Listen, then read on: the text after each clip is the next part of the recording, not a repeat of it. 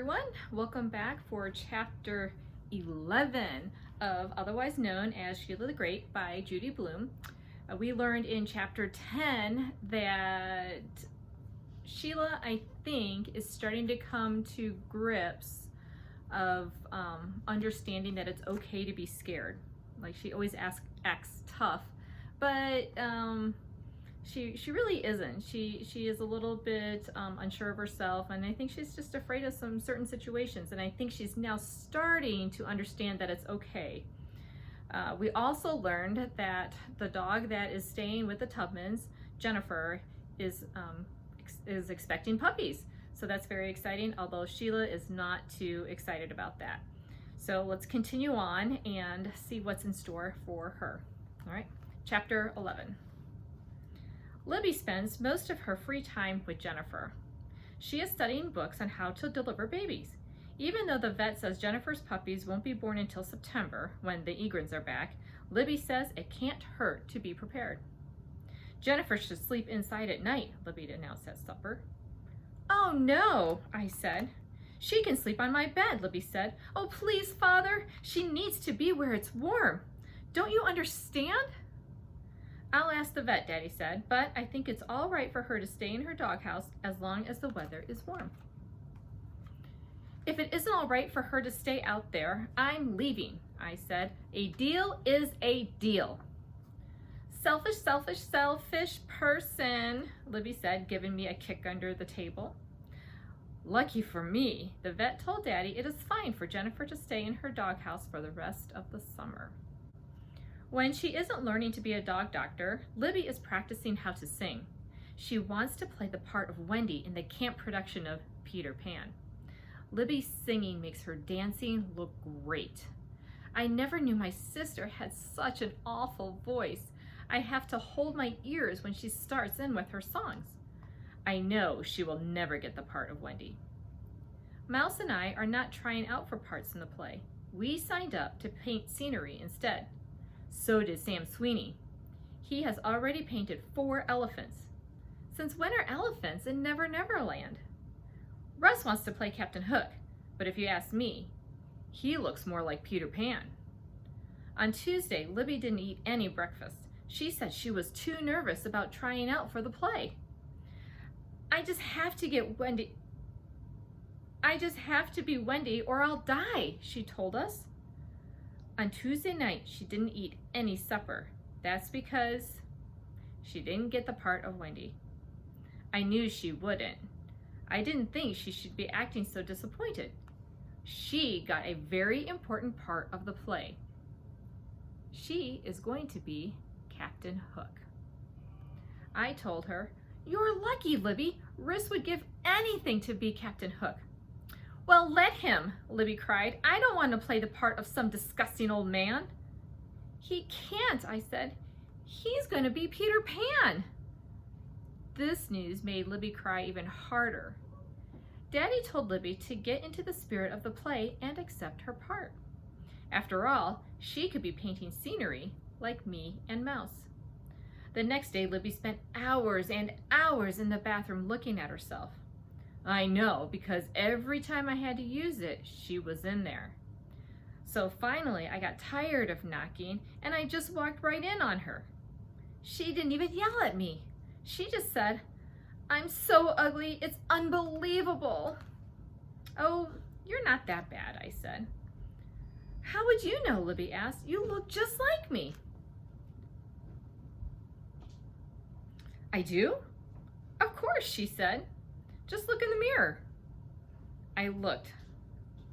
"I don't know, Libby," I said. "I don't think I look like you." "Well, you do," Libby screamed. "And just wait until you're 13. You'll be as ugly as me, if not uglier. Oh, I could just cry."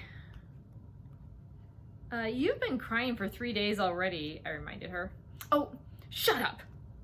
I went down to the kitchen and told my mother what Libby said.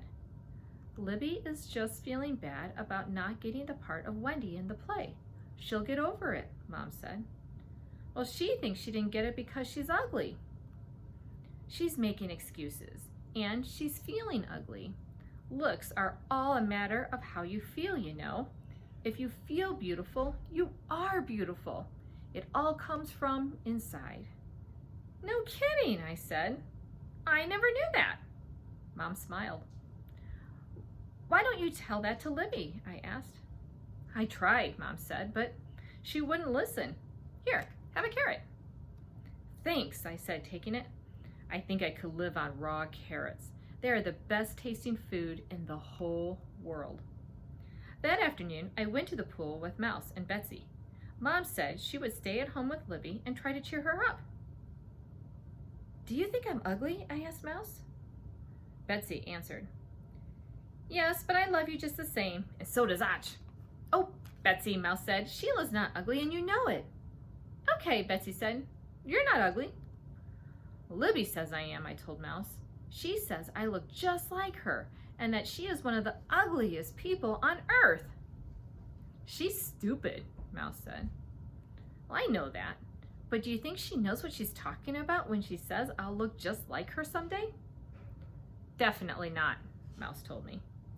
I was happy to hear that.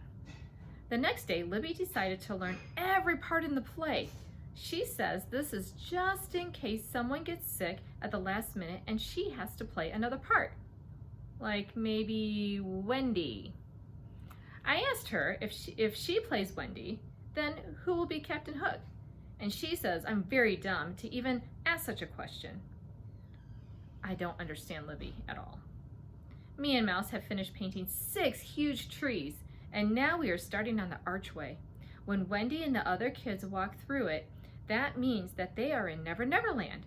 They aren't going to fly across the stage like they're supposed to. They're just going to pretend by flapping their arms. The problem is the archway won't stand up by itself. Every time we put it on the stage, it falls to one side. So Mike, the counselor in charge of scenery, says that me and Mouse are going to have to stand behind it and hold it up while the play is going on. Mouse doesn't want to. She says she's too embarrassed. But I think it will be great fun to be on stage holding up such an important piece of scenery. All of our parents are invited to the play, plus anyone else who wants to come. Daddy is tacking a note about the production on the bulletin board at college. He is sure some of his students will want to see the show. The girl who is playing the part of Wendy is Marianne Markman. I think her name is very good for an actress. It sounds better than Libby Tubman. I wonder why my mother and father didn't think of that when they named my sister. Sheila Tubman doesn't sound much better, but at least I don't want to be a famous actress or a ballerina.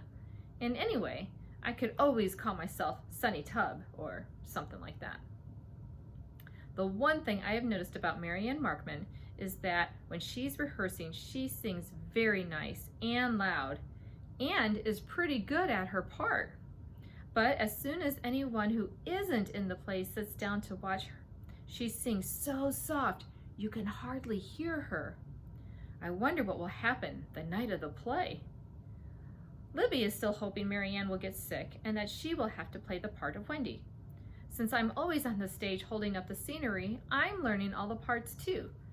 That way, if Libby winds up playing Wendy, maybe I could be Captain Hook. Finally, the night of the play came. Daddy gave Libby a rose in honor of the occasion. "Oh, Father," Libby cried, "you are too thoughtful." I'm glad this play will be over tonight. I'm sick of my sister, the actress. Me and Mouse had to dress in blue and yellow so we would blend into the rest of the scenery in case either one of us shows through.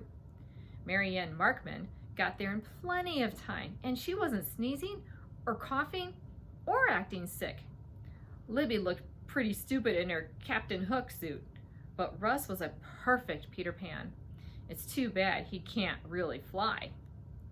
Everybody did fine during the first act except Mouse coughed once when Russ was singing. He stopped right in the middle of a song and waited for her to finish. Marianne's voice was low but very sweet. When she ran through the archway, she almost knocked me over, but I hung on and the archway stayed up. Libby came on in the middle of the second act. She sang her song very loud, and when she was done, the audience clapped for her. I guess sometimes it is better to sing loud and be heard than to sing very nicely like Marianne, who nobody could hear but me and Mouse. Hearing Libby sing so loud seemed to make Mary Ann forget her lines because she just stood there and didn't say anything. Finally, I whispered her next line to help her remember. When she still didn't say anything, I said her lines for her. I don't know if the audience noticed this or not because Mary Ann did move her lips. I said her lines for her all during the act. Libby looked over at me once and made a terrible face.